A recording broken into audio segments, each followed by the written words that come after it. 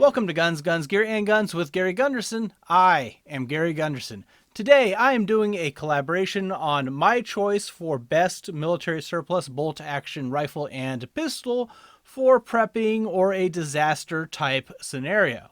I am doing this alongside the Blind Sniper, Tac Nerd, Mississippi Milsurp, Hobo Factory, Airsocket Type 99, and 8mm Mauserman. Links in the description for their channels. After some discussion, we decided not to make ammo availability a factor because frankly that would make a lot of options unrealistic as a choice, and we wanted to have a variety of choices across this collaboration. I own a pretty healthy variety of military surplus bolt-action rifles, and I thought I'd narrow it down to a few favorites, why I like them, and which one is my pick. I just started grabbing some which I thought would be good without thinking of a particular criteria about why, but I'll go into that and form that as I talk about each rifle. One thing I should note about these is that not only is it about the rifle pattern, but in these cases it comes down to the particular rifles in my collection. For instance, this M95. I purchased it years ago before the big Ethiopian imports, and it is in much better condition than other M95s I've handled recently. It is much more smooth as far as the action of the bolt. So let's start there. So I grabbed one of my Ethiopian M95 rifles to do a comparison, and it probably does not come off across very well on camera, but this one is just, there's grit, it's sticky, it feels a little bit like it binds as you push it. It's not very smooth, but this one, which I purchased well before these imports, is a lot better. I mean, it's can almost throw it. And obviously this is without a cartridge in place. So yeah, it's easier here, but I've shot this one and it's still really smooth when shooting. And speaking of the cartridge, the first thing people think of on these straight pull M95s is usually, oh, it kicks like a mule. It's really hard on your shoulder, especially in this shortened version. And I don't know if I just have a weird relationship with recoil, but once you get to full power rifle cartridges, everything kind of feels the same to me, so I'm not really bothered by it. It is fed via in-block clip, and it's non-reversible, so you would have to feed it the correct way. And in-block clips are pretty fast at reloading as long as you have them easy to access on your person in a pouch or something. But you could fumble it and have it upside down or something, I suppose, as well. As a left-hander, one thing that does bother me about this rifle, if you're going to be using it long-term, this sling swivel is right in my firing grip. And if you were to have a sling on it, that would be even more annoying and cumbersome. And given that you're going to be, running around, particularly in this sort of scenario, you want to have something. In that case, I don't know. It's a definite demerit, and it is interesting because this one does not have any bottom, and there's even a plug on the stock because the one from Ethiopia does have those sling swivels on the bottom of the rifle, which would be a better setup. And since I said it's the specific rifle, I mean, if I were to do an M95, this is the one I'd take. One thing you'll notice as I go through other potential picks is that I chose short rifles and carbines exclusively. I didn't really realize I was doing that at first, but by the end it was pretty clear that that's why I was gravitating towards carrying it a long time, not sure the situation, handy, maneuverable. So that was probably the main criteria I had, even kind of unconsciously as I was picking potential options. Next, I just have a K98, this particular example from 1938. I don't have a lot to add here. 5-round magazine fed by stripper clip, turned down bolt. Actually, I just kind of looked at them, and this is the longest of the rifles I picked, even though it is a K98K. I have a little muzzle cover on this one right now still. Obviously a classic gun, well regarded. The action is obviously stood this test of time. This example is in quite good condition. It's smooth. It's a good shooter, and I think it's just one of those that you'd be hard to argue about it being a bad rifle. It's quite good for bolt action. 8mm Mauser, full power cartridge, kind of standard thing. I don't have a lot more to say on this. I think pretty much everyone watching this will know plenty about these rifles and have made their own opinions. Obviously a great rifle. It currently has an Israeli sling on it. But that's all for this one. We can move on to the next. Swiss K31.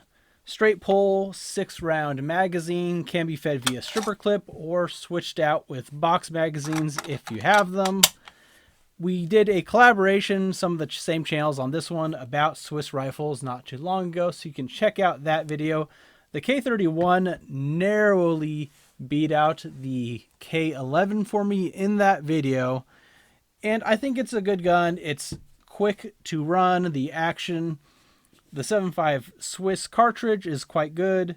It's well known to be very accurate as an out-of-the-box rifle, and just all around a good gun that is still a decent price for what you get.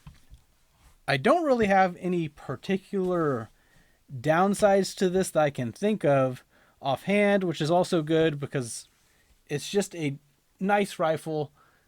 A little on the heavy side compared to some maybe, but one possible demerit would be that its action is kind of still unfamiliar to me. I mean, I've taken it apart, cleaned it and everything, but at the same time, if you were to tell me I had to take it apart right now really quickly, I'd have some hesitation and struggle just because I'm not as familiar with it. Obviously that's a me issue, but that's just the reality of it. If it were some sort of bad situation, I didn't have internet and everything, I'd have to kind of think to myself, okay, how do I disassemble this? And the same actually goes for the M95.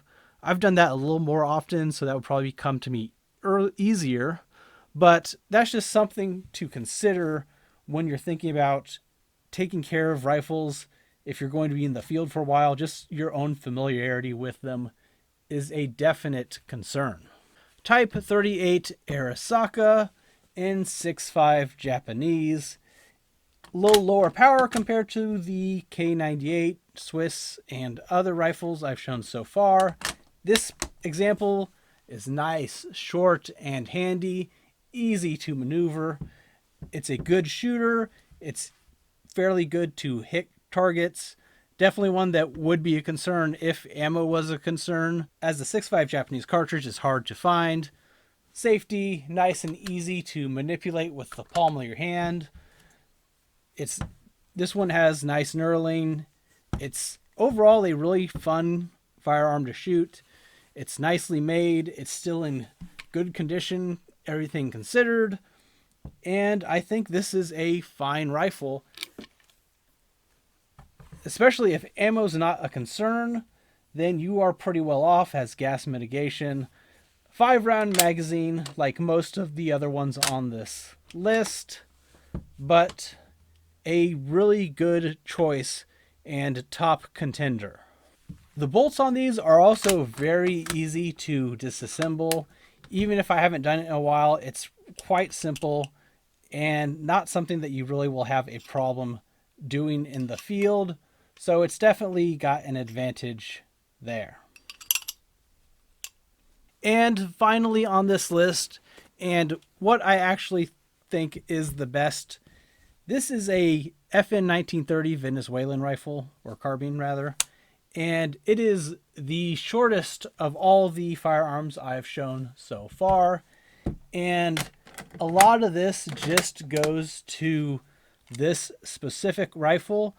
I've never handled any other Venezuelan Mausers, but this one is just smooth as can be.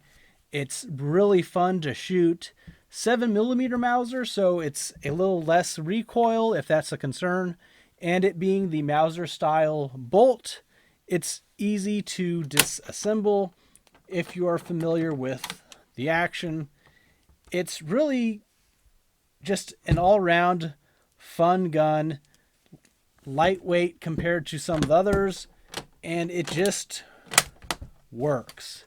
This is kind of a mini favorite of mine as far as just being something fun to shoot, and I don't shoot it enough. I really probably need to take it out again. It's just a really nice rifle. Short, a little bit lower recoil, still 5 rounds, stripper clip fed with the Mauser action, which is still very quick for a stripper clip system. And I kind of like it also because it is a little unusual and different. That's probably why I like it a little bit more than I might otherwise. Because to me, you know, of the rifles I've shown so far, it probably would be this or the Type 38 I have. Because both of these are really good condition, fun to shoot. But this one, just specifically the action, has been so smooth when I've gone out with it. So that's why this would be my choice. Okay, now let's talk pistols. So I grabbed some surplus pistols that I have here. This is a Browning High Power from World War II.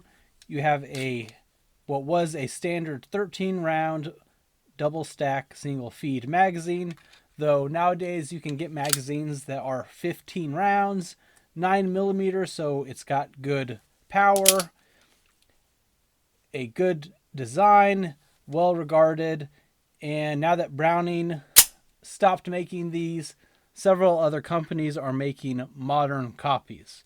So it's a design that still lives on. One major problem for a left-hander: no ambi safety.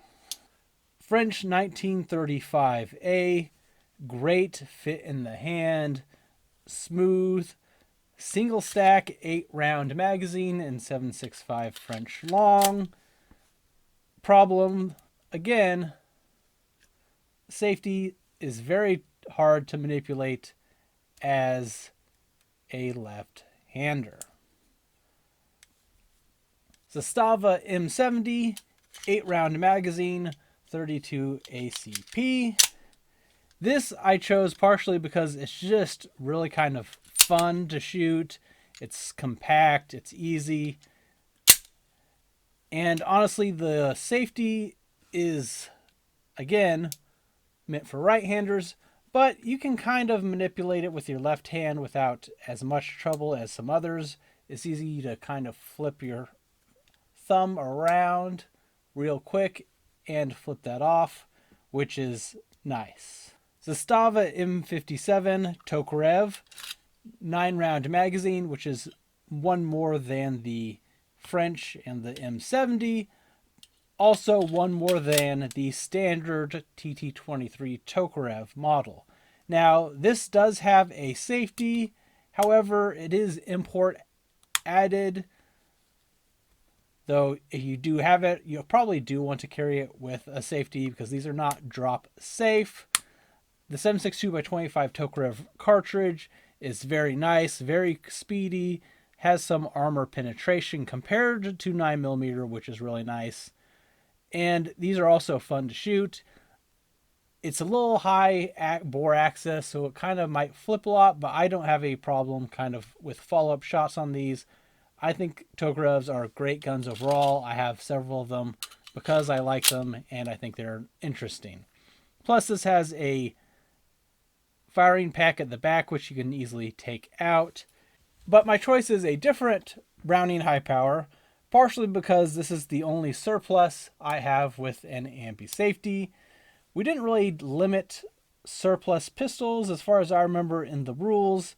And this one was made by Fabrique Nationale in Belgium for Israel. Now, I don't know if this is 100% military or police from the markings, but it's surplus. The model is the Milsurp model, so there should be no issues with this choice. If there were, I guess I would still probably go back to the 9mm Browning high power, this German one, because I think the high power is a great design.